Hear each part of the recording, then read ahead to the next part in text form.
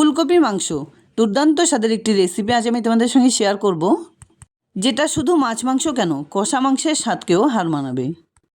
তাই বাজারে ফুলকপি শেষ হবার আগে এই রেসিপিটি একবার বানিয়ে নাও। তাহলে চলো দেখে নেওয়া যাক পুরো ভিডিওটা।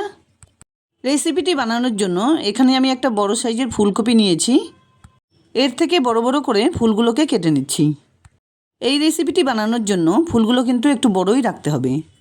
এবার বোটার দিকে এভাবে একটু চিড়ে নিতে হবে। সমস্ত ফুলগুলোই ঠিক একইভাবে আমি রেডি করে নিচ্ছি।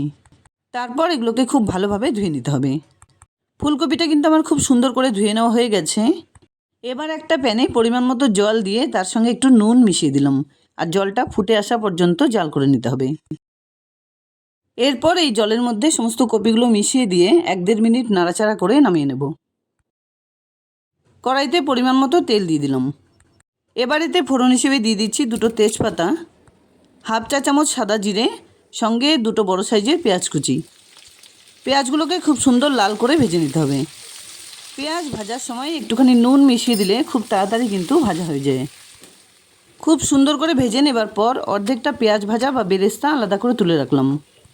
এবার এর মধ্যে মিশিয়ে দিলাম 1 টেবিল চামচ রসুন বাটা। হালকা করে পেঁয়াজের সঙ্গে রসুনটাকে একটু ভেজে নিচ্ছি, যাতে এর কাঁচা গন্ধটা চলে যায়।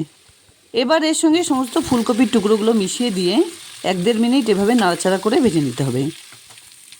কিছুক্ষণ পর এর সঙ্গে মিশিয়ে দিলাম 1 টেবিল চামচ আদা বাটা, আর সঙ্গে বড় সাইজের 2টো দরদরা করে টমেটো পেস্ট। এর সঙ্গেই দিয়ে দিলাম পরিমাণ মতো নুন, 1 চা চামচ করে হলুদ গুঁড়ো, জিরে গুঁড়ো, লঙ্কা গুঁড়ো, কাশ্মীরি লঙ্কা গুঁড়ো। নুন মশলা একসঙ্গে করে কপিগুলোকে কিছুক্ষণ নাড়াচাড়া করে ঢেকে 2 মিনিট এভাবে রান্না করে নিতে হবে। অবশ্যই খেয়াল রাখতে হবে গ্যাসের ফ্লেমটা যেন লো টু মিডিয়ামে থাকে। এবার ঢাকনা সরিয়ে এর সঙ্গে মিশিয়ে দিলাম কিছুটা পরিমাণে গরম মশলা গুঁড়ো। আর কোনো রকম মশলা কিন্তু আমি এখানে ইউজ করছি না। কপিগুলো কিন্তু খুব ভালোভাবে সেদ্ধ হয়ে গেছে। এবার খুব সুন্দর করে নাড়াচাড়া করে রান্না করে নিতে হবে। ভালোভাবে কষিয়ে নেবার পর একটুখানি জল এতে মিশিয়ে দিলাম, যাতে সুন্দর একটা গ্রেভি তৈরি হয়।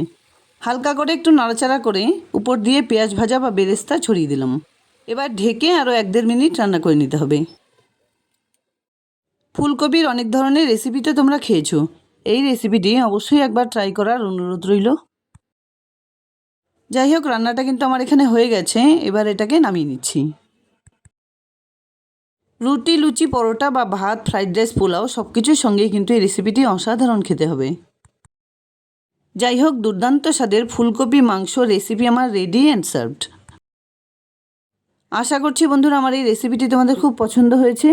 যদি এতটুকুও ভালো লেগে থাকে তাহলে প্লিজ ভিডিওটাকে একটা লাইক করো, শেয়ার করো ফ্যামিলি ফ্রেন্ডসদের সঙ্গে।